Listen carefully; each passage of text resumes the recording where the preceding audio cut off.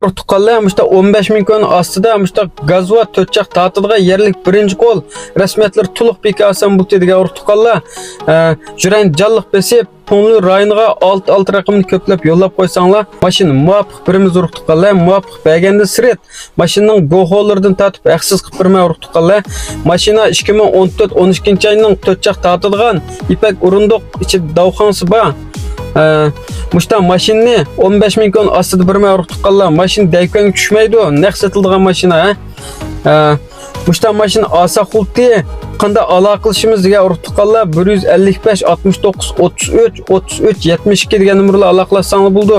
Mashina hozir o'rni Aqsu'ningki Shinxoda urug' tuqqanlar 90 oyisda. Mashina cho'ng urib so'qilgan.